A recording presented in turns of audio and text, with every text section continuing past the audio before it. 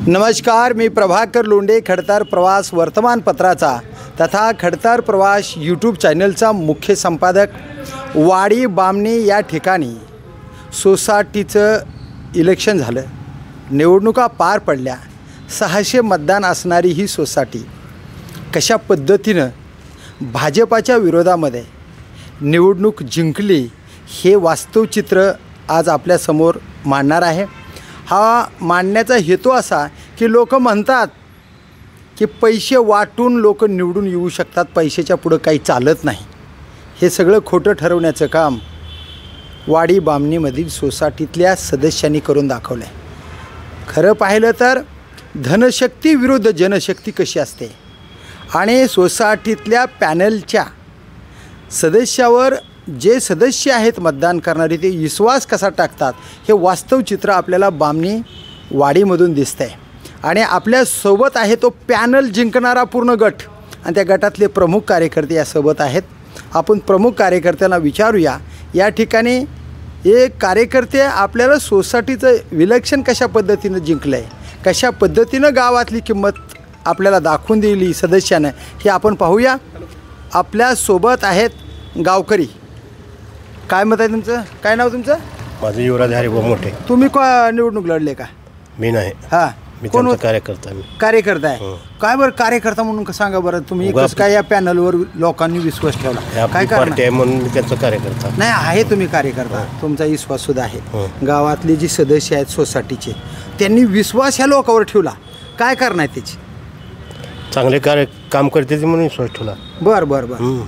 काय म्हणजे तुमच्या संकटात पडण्याचे एखादं उदाहरण देता येईल का की या सोसायटीच्या माणसाने आपल्यासाठी एवढे कामं केलेत असं सदस्याला वाटलं आणि म्हणून सदस्यांना पैसे देणाऱ्याच्या पाठीमागे गेले नाहीत पण ह्यांच्या पाठीमागे आलेत, त्याचं काय कारण आहे? चांगलं चेहरा आहे ते म्हणून ते दिले मतदान। बरं, चांगले चेहरे, नवीन चेहरे आहेत का सगळे? सगळे नवीन चेहरे। किती वर्षी सोसायटी दुसऱ्याच्या ताब्यात होते? मग 5-7 वर्ष होते। ती सोसायटी तुम्ही खिचून घेतली? वा वा। काय माने साहेब, नेमकं कशा पद्धतीनं निवडणूक लढवली तुम्ही? नाही, सुरुवातीला विकास सोसायटीची निवडणूक लढत असताना उमेदवार हे चांगल्या पद्धतीनं उच्च शिक्षित, काय त्याच्यामध्ये आपले ग्रामीण भागातले शेतकरी, बैल राखणारे सुद्धा आहेत, काय ट्रॅक्टर ड्रायव्हर, काय दूध विकणारे, काय म्हणजे सगळं समीकरण केलं। पण सामान्य तुम्ही आणले हो, याचं कारण होतं कारण 30 वर्ष झालं एकाच कुटुंबात सत्ता देणं, 10-10 वर्ष एकाच कुटुंबात सत्ता देणं, नवीन चेहऱ्यांना कधी संधी मिळणार आहे? 15 वर्ष एकाकडे राशन दुकान होतं। किती सदस्य आहेत तुमची सोसायटी? 13 सदस्य आहेत। 13 सदस्य। आणि मतदान किती आहे? मतदान 506 वोटर आहे, बरं, सभासद संख्या। आणि लोकांना एक विश्वास दाखवला आम्ही की बाबा काहीतरी आपण नवीन बदल करून रेशन दुकान विकास सोसायटीला असल्यामुळे एका सामान्य कुटुंबातला गरीब संजय पारवे म्हणून एक आमचा मित्र आहे, त्या मित्रांना काही पक्ष म्हणून कुठली निवडणूक ही आम्ही समोर घेऊन लढलो नाही, व्यक्ती म्हणून किंवा त्याला एक मदत करायची आहे। त्याला एक फक्त जमीन 1.5 एकर आहे गावातला, त्याची 2 मुलं शिक्षणासाठी आहेत। त्याला आजार असल्यामुळं तो काय कामधंदा करू शकणार नाही, शेतीमधलं काम नाही, उत्पन्न नाही आणि रोज मग नवरा बायको चूल आणि मूल या शिक्षणासाठी त्यानं भविष्यामध्ये काय करणार असा प्रश्न व्यक्तिगत मला पडल्यामुळं मी 50-60 लोकांच्या प्रमुख बैठकीमध्ये मी त्याचं नाव सुचवलं आणि त्या बैठक पॅनल प्रमुख म्हणून म्हणता येणार नाही, मी त्या प्रक्रियेतला एक घटक म्हणून म्हणलं तर चालेल, कारण पॅनल प्रमुख हे भरपूर आहेत, 4-5 लोक आहेत प्रमुख। एक विश्वासू एक युवा नेतृत्व म्हणून मी त्याचं नाव सुचवलं। त्या नाव सुचवल्यानंतर त्याला सगळ्यांनी एकमुखी मान्यता दिली आणि मान्यता देऊन तो चेहरा आम्ही जनतेसमोर नेला आणि तोच चेहरा जनतेने स्वीकारला आणि त्याच्यावर मतदारांनी विश्वास दाखवून 40 ते 42 मतांनी ही निवडणूक लढवली। पूर्ण पॅनल टू पॅनल 13च्या 13 उमेदवार, त्याच्यामध्ये 8 जनरल पुरुष आहेत, ती 2 महिला आहेत आणि एक ओबीसी कॅटेगरीचा, एक SC कॅटेगरीचा, एक NT कॅटेगरीमध्ये, असे पूर्णच्या पूर्ण पॅनल लोकांनी एक विश्वास दाखवून एका सामान्य माणसाला आपण विना पैशाची निवडणूक कशी करून त्याला मदत देऊन तो निवडून कसा आणता येतं ह्याचं खऱ्या अर्थानं मोठं लक्षण आहे। लोकांनी एकदा चेहरा पसंत केला की तिथं पैसा चालत नाही, हे आमच्या वाडी बामणीतल्या विकास सोसायटीवरून ही निश्चितपणे आम्हाला विश्वास हे दाखवला। पूर्ण पॅनल तुमचा भाजप विरोधात लढलाय असं दिसतंय वातावरण बरं का. तुमच्या गावात काय भाजप किंवा काँग्रेस असं काही नसतं, पण तरीसुद्धा गाव लेवलला हे प्रक्रिया नसून सुद्धा भाजपाच्या विरोधात तुम्ही एकमुखाने लढला. नाही, लोकसभा विधानसभेला जो भाजपच्या विरोधातला जो गट आहे हां तो गट आमच्या विरोधात लढला आहे. बरं पण भाजप म्हणून त्यांनी काय पुरस्कृत पॅनलला असं केलेलं नाही. बरं. परंतु लोकसभा विधानसभेला ज्या निवडणुकीमध्ये जो गट समोर जो आमच्या लढलेला आहे तो गट भाजप म्हणून गावामध्ये कार्यरत राहतो. आमच्यात सुद्धा काही भाजपची एक विचाराची महिला आहे, बरं पण आम्ही या पक्षीय राजकारणामध्ये कुठेही न गुंतता गाव लेवलला एक समीकरण तयार करून एक आश्वासक चेहरा देऊन त्या पॅनलला मदत करा म्हणून असं आवाहन करून आम्ही सभासदापर्यंत गेलो आणि सभासदांना खऱ्या अर्थानं जनतेला पटलं. पण सुरुवातीला जी 20 जून रोजी आमची बैठक झाली ती निवडणुकीच्या अगोदर, त्या पासून ते काउंटिंगपर्यंत तेच नाव राहिलं आणि निकाल लागल्यानंतरही सुद्धा आम्ही सोशल मीडियावर किंवा फोटोतनं जाहिरात केली की चेअरमन कोण आहे, तर आमच्या पॅनलचं चेअरमन आहे महादेव अण्णाराव गिराम उर्फ दिनेश नाना. त्यानंतर रेशन दुकानदार कोण आहे, संजय वैजनाथ पारवे. याच्यामध्ये आम्ही स्वतः प्रचारामध्ये त्या जाहीरनाम्यात आहे आमच्या की हे आम्ही डिक्लेअर केले. बदल नाही, अजिबात बदल नाही ना आताही बदल नाही. बरोबर ठाम विश्वासानं सांगतोय मी तुम्हाला तुमच्या समोर मीडियाच्या, ह्याच्यामध्ये किंचित बदल नाही. पण एखाद्या माणसाला मदत करायची, त्याचं कुठंतरी कुटुंब चालेल, त्या रेशनच्या ह्या प्रक्रियेमधनं काही शासनाचं जे कमिशन येतं आहे त्यांना क्विंटलला 150-170 रुपये, त्याच्यावर त्याची उपजीविका भागावी आणि त्याचं कुटुंब चालवून त्याच्या लेकरा बाळाचं शिक्षण व्हावं. आणि ह्या एका अपंग आणि आदू माणसाला की त्याचं शारीरिक अपंग आहे तो, कारण त्याला काम होत नाही, विकनेस आहे, दिव्यांग नाही पण हृदयविकाराचा मोठा अटॅक आला होता, त्यातनं तो बाल बचावून या प्रक्रियेमधनं तो परत ट्रक ड्रायव्हर होता तो माणूस. खऱ्या अर्थानं तो उद्धव बाळासाहेब ठाकरे गटाचा आणि बाळासाहेब ठाकरे यांना मानणारा कडवट शिवसैनिक आहे. पण अशा शिवसैनिकाला मदत करायची म्हणून पक्षीय विचार केला तर त्याच्या घरामध्ये कुठलाही राजकीय वारसा नाही, कुठलीही म्हणजे मोठी निवडणूक त्याने याच्या अगोदर ग्रामपंचायत निवडणूक लढलेली आहे पण तो पराभूत झालेला आहे. परंतु सगळ्या पार्टीतल्या आमच्या ज्येष्ठ नेते मंडळी आहेत, सगळ्यांनी आशीर्वाद दिले. संजय वैजनाथ पारवे साहेब, संजय वैजनाथ पारवे यांना उभा करण्यासाठी सगळ्या गाववाले सोसायटीच्या माध्यमातून सदस्याच्या माध्यमातून एक मोठं मन दाखवून त्या माणसाला घडवण्याचं काम केलं आहे. काय वाटतं तुम्हाला? नाही, तो माणूसच असा आहे की त्याला कुणी असा समक्ष विरोधक नाहीच. बरं, आता आमच्या जरी गटातून त्याला आम्ही दुकान जाहीर केलं असलं पण ते विरोधकांना सुद्धा तो मान्यच होता, पण एक विरोध म्हणून विरोध केलेला आहे. विरोध लढण्यापेक्षा विरोध केलेला नाही तर तो माणूस सगळ्याला चालतो. बरं, त्याची वैयक्तिक कुणाशी काय अशी तक्रार नाही. माझा मुलगा उभारलेला होता. बरं बरं बरं. किती सदस्य होते सगळे मिळून? 13 सदस्य. 13 निवडून आलेत. आणि मतदान करणारे जी सदस्य होते तुमचे 600-500 आहेत, 500-600 काय जे असतील ते, त्यांचं काय मत आलं बरं का? तुम्ही काय आश्वासन त्यांना दिलं होतं आणि ह्या लोकांनी तुमच्यावर कोणता विश्वास टाकला? विश्वास म्हणजे आता तसं पाहायला गेलं तर 15 वर्ष दुकान आमच्याच पार्टीकडे होतं पहिलं बी, पण अगोदर आम्ही तर चालवणारा जो माणूस आहे एकालाच नको सारखं त्याच घरात सत्ता त्याच इकडे दुकान, हे आमचं जे मत आहे हे आधी जनतेला पटलं. बरं बरं बरं. कारण कसं असतंय, ही दुकान चेअरमन ही मोठ्या घराला देतात पहिली गोष्ट, किंवा मला पाहिजे असे म्हणणारा वर्ग एक असतो.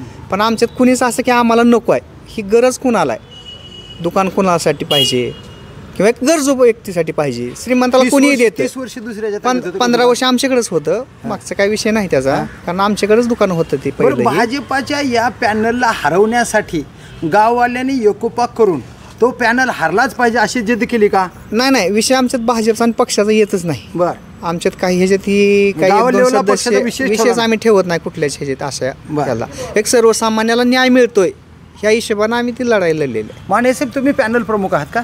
नाही, मी पॅनल प्रमुख म्हणलं तर आणखी ह्याच्यामध्ये राजकारण. बरोबर. ह्याच्यामध्ये आमचे ज्येष्ठ कार्यकर्ते भरपूर आहेत, मार्गदर्शक. पण या सगळ्या पॅनल प्रमुखामधला एक घटक म्हणलं तरी चालतंय. मी पॅनल प्रमुख म्हणलं तर ते उचित वाटणार नाही. ठीक आहे, तुमचं ती मोठेपण आहे की स्वतःहून मी मोठा आहे किंवा पॅनलचा मेन सूत्रधार आहे असं म्हणण्याची तुमची भावना नाही. तुम्हाला सर्वांना घेऊन चालायचे.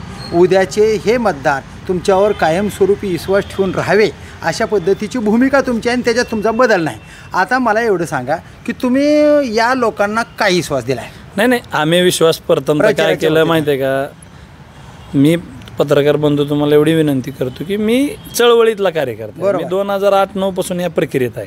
संजय गांधी, श्रावणबाळ, गावातल्या पाणीपुरवठ्याच्या डेप्या, परत गावातले घरकुल, सामान्यातल्या सामान्य माणसाला दवाखान्याची मदत, या प्रक्रियेतनं मी ही लोक जोडलेली गेलेली आहेत. आणि मी स्वतः 2022ला ग्रामपंचायत लढल्यानंतर मी त्यावेळेस उपसरपंच म्हणून माझी लोकांनी निवड केलेली होती.